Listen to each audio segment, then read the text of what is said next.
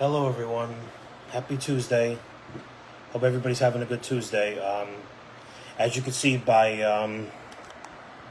all the figures, my bag, my one plushie, it's time to talk about, as many of you know, WWE Hall of Famer, 12-time world champion, and 6-time WWE champion, Hulk Hogan, Terry Bollea, Terry Boulder, Sterling Golden, Terry the Hulk Boulder, has passed away today. 71 years old of cardiac arrest. Now, I was shocked, but I also kind of saw this coming because he was on his hospital bed. And at first I didn't believe in that whole thing because, his reputation of his lies over the years and his whole controversy. I always swept it under the rug because A, he's old, B, he's probably a nut, at his age, and C, I'm biased because, as you can see, I'm a Hulk Hogan fan. I just recently shaved my Hulk Hogan mustache. I grew it back and forth a few times, like four different times. I'm thinking about growing it again, especially now after what's happened. The weird thing is, though, two things. One, on my way back home from PA, because as you can see, I'm home now. On my way back home from PA, I ordered a pair of men's Ripple yellow Hulk Hogan shorts. And then what happens the next day? He passes away. That's scary. Talk about scary. And it's a shame that him and CM Punk never met. They never took a picture together because, two of my favorite wrestlers in the same picture, that'd be surreal. And it'd be even more surreal if they took the picture with me. So anyhow, never met Hulk. I never will now. However, I want to honor him. Not besides just wearing the shorts, I also want to do something for Hulk Hogan. I want to give back to Hulk Hogan. Now, later this year, as many of you know, I will be 30. Yours truly hits the big 3-0, and I want to honor Hulk Hogan by getting a tattoo of him. The H, the scribbly H, Hulkamania. I want to get that somewhere on my chest along with Gordon, which now I don't have to worry about my sternum because if I'm getting two, I don't want just one and then it's the other one somewhere else. Like I'll make it even. I'll have one of them here, maybe one of them there. And for those of you just tuned in, there's my Hulk Hogan collection, my bag, my 4 figures, and my plushie I got from the Menlo Park Mall. I don't remember which store exactly. Maybe if I put the plushie there, you could still see his face a little bit. So, yeah, it sucks that he's gone. And two things I disagree with when it comes to Hulk Hogan, as far as like what people think of him. One is Bruno Sammartino. Now, I love Bruno, the living legend for the longest time. Rest in peace, Bruno. He disagrees with the fact that Hulk Hogan is the man that took wrestling out of the small back alleyways to mainstream. Now, let's be honest. Bruno Sammartino was a big deal during his time in the 60s and 70s. But his star power is nothing like Hulk Hogan's. It wasn't on, there was no merchandising. There was no shirts, figures, hats, whatever. It certainly wasn't on MTV. With the with the 1980s wrestling boom beginning in 1984, after Bob Backlund dropped the belt to the Iron Sheik and then to Hulk Hogan in January of '84, wrestling, got huge. It became a phenomenon with Vince Jr. snowballing it into a huge industry because Senior, was strictly for the fans, not so much the mainstream, the general public.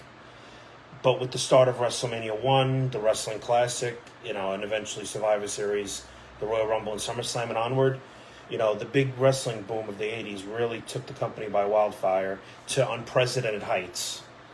And as such, made names like Andre the Giant, Macho Man Randy Savage, The Ultimate Warrior, The Undertaker, all household names. But they all followed through the coattails of Hulk Hogan. Now, aside from Ric Flair, who predominantly wrestled the NWA and WCW up until 1991. Okay, yes, he had a couple of runs in WWE prior, one or two. But Hulk Hogan carried the company throughout the 80s, from 84 all the way to 93. With this, with the dawn of the New Generation era starting. But if you really think about it, now all there's left in terms of WrestleMania 1, the main event, the tag team match, is Mr. T. 2015, Roddy died. Roddy Piper. 2021, Mr. Wonderful Paul Orndorff passed away, and now Hogan. And ironically, the only one left is a celebrity, Mr. T, who's also not doing too good.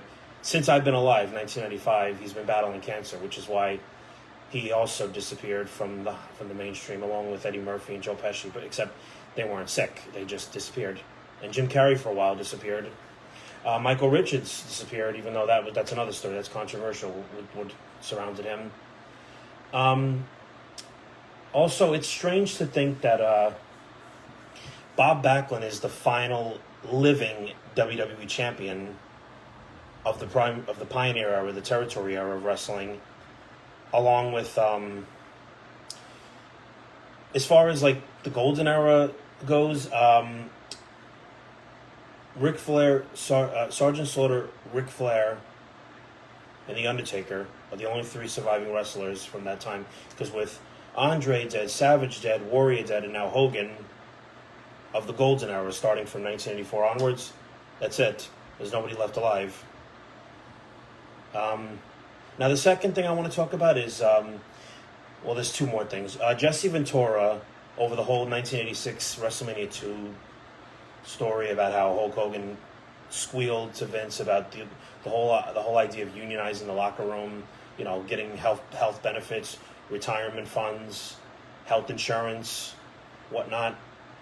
I mean, I love Jesse Ventura. He tells it like it is, and along with Gorilla Monsoon, made the greatest commentary team of all time when it came to wrestling. But I don't agree with him holding on to a grudge of 39 years. Because if that was just prior to WrestleMania 2, it was late 85, early 86. And for him to stay mad, and it's good that Jesse had a condition to Hogan to apologize, but Hogan just didn't want to do it because, let's be honest, the money he was making, why let it disappear into thin air because Jesse wanted to unionize. I mean, it should have been everyone but Hulk Hogan. Then it would have been all right. But even though Hulk Hogan was the poster boy, he was the star, he was everyone's hero, I don't think he was able to separate himself from the locker room. I guess everybody had equal rights in terms of how they got their dues, how they got paid. So I don't agree with that. I feel like Jesse Ventura should let it go. I mean, he's never going to get an apology now, and from recent interviews and podcasts of Hulk Hogan, it's highly implied, and Hulk insinuated that Jesse is not going to receive an apology from him, and he never will now. But I love them both, so whatever. The two ships passed in the sea. That horse left the stable, with Hogan ascending to heaven earlier today. Now the other thing is, oh Jesus, what was it? I talked about Bruno. I talked about Jesse. Oh, one thing I wish would have happened is CM Punk, who, okay, storyline-wise, had less than flattering things to say about Hogan over the whole, I'm going to throw his old ass over the top rope. Obviously, that was a work that was staged. But I do feel like, because Punk said in an interview a few years ago, he's never met Hulk Hogan. Even though this YouTuber, I forgot the name, did say that in 2007, when Punk was just coming up from ECW, the 15th anniversary of Raw, Hogan and the NWO completely unacknowledged Punk. Like he allegedly went up to them and tried shaking their hand, and like Brett, was snubbed. I guess. I guess that's bad karma for 2006 when Stone Cold inducted Brett, and they both snubbed Hogan when he tried shaking their hands. Sometimes you just don't need to get even with people. It's not necessary. What is it solving? Okay, it shows you got pride, but at the end of the day, what is it really solving? But what I really wish would have happened is if Hogan and Punk met and took a picture together. two of my favorite wrestlers colliding. And I think I mentioned that earlier when I said I should be in the picture. It would be even more surreal. But, anyways, with the passing of Hulk, hopefully fans will finally mellow out on him now over the lies and mistakes he's made over the years. Because, okay, he's old, he was a nutbag and a nut job, whatever. But his star power makes up for everything. I mean, WWE in the 80s was almost entirely defined by Hulk Hogan. Like, for people to... And I don't even want to get into the whole 2015 termination with him. But, you know, he's a star. He always was a star. And now he's reunited with everyone in heaven. All his allies and foes over the years. And it would have been nice, you know, if Hogan wrestled one last time. And he did say during the 2K, I think, 15 roster reveal. No. I think it was a 17 roster reveal. He did say, no, 16, because it was in 2015. When Sting was going to be put in the game. He did say that if he did wrestle one more match, it would be against John Cena. And Hogan also wanted to have one more run with the belts, which was not practical and not possible. And Hogan also said in interviews that his finishing move should have been the sleeper hold because of all the back surgeries he had over the leg drop over the years. You know, the leg drop is a dangerous move. I mean, not quite as dangerous as the diving headbutt, but it could fuck up your spine. I'm not a wrestler, but I could imagine the pain. Me doing a leg drop on a trampoline would probably hurt a little bit. And if you want to go really far, Adriana Chechik broke her back doing a leg drop on a bunch of foam cubes at TwitchCon years ago and was afraid was never going to be able to walk again. So, I mean, Hogan was good to his opponents. Like, he was careful. He never hurt them. And there's no stories of him ever assaulting anyone. Okay, he was, you know, when you're on top for so long, you got to play shitty games backstage in order to stay on top, because in wrestling or in any job for that matter, when you're in a high position, it's every man for himself. You're surrounded by other men that want to take your spot. And I feel like that's part of the reason The Rock left wrestling for Hollywood, because am I going to make money? Am I going to make $3 million a year in this paranoia business where I can get injured and crippled and be surrounded by other men that want to take my spot? Or am I going to make $10 million a movie by working for Disney? I think I go work for Disney. And like The Rock, Hogan did try acting, even though nowhere near as successful. But hey, it's not for everyone. You can't please everyone. And yeah, the lies. I actually found Hulk Hogan's lies because I watch a lot of videos about Hulk Hogan and his lies. I found a lot of them very amusing. So I think, for what it's worth, it's still good to be a fan of him and honor him. And I've gotten a lot of hateful comments on comments I've made on defending Hulk Hogan, because I never in a million years, ever jumped on the Hulk Hogan hate bandwagon. It's just not in me. It's just not in me. I'm not that type of person to do that, to just turn on somebody that I was a fan of for so long. I mean, if he did something like as low as PEDO, I'm not going to say the word, pedophilia, okay. I mean, that'd be different. Or if he turned out to be a mass murderer, a high-profile drug lord, yeah, that's different. But he was just a wrestler that lived his life, making money, bumping for a living.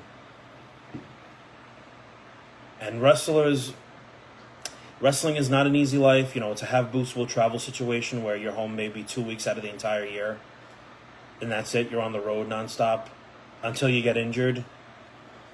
Or, worst case scenario, released or suspended or fired. Hogan lived life to the fullest. He lived his life, I wouldn't say on edge, but, he tried his act at other things. He tried being an entrepreneur of selling products like Hulk Hogan's Hulkster burgers, cheeseburgers. He tried his own grill. And the story about how the George Foreman grill was originally going to go to him, but he missed the phone call because he was picking up his kids from school. See, stuff like that, that's humorous. Okay, it's stupid, if it's true or not, but if it's false, it's not the way business works. And the whole wrestling twice a week in Japan and back to the U.S. with the whole international date line. You know that. You know, whatever. I mean, they're just lies. They're just not meant to be taken seriously or literally. Because again, Hulk Hogan, with the steroids he took, and the life he lived, and the career he had, you know, you're eventually gonna go cuckoo. So, in conclusion, I want to thank everyone for watching that tuned in. I know only like 3 people watched it. I tried to get this on Instagram. I tried to do both, but apparently Instagram has a new policy where you need more than 1,000 followers in order to go live, which I think is stupid. But hey, whatever. Whoever's on Instagram that does not have Facebook missed it. It'll still come up in my story, but you're not gonna be able to watch it because you do not have Facebook. Sorry. Anyways, rest in peace, Hulk Hogan. You're up in heaven again, or excuse me, you're up in heaven. Sorry, you didn't die. You didn't die before and come back. I mean, there's jokes online about how like Hulk Hogan's dead. That doesn't work for me, brother. And comes back to life. Sorry. Anyways, rest in peace, Terry Bollea.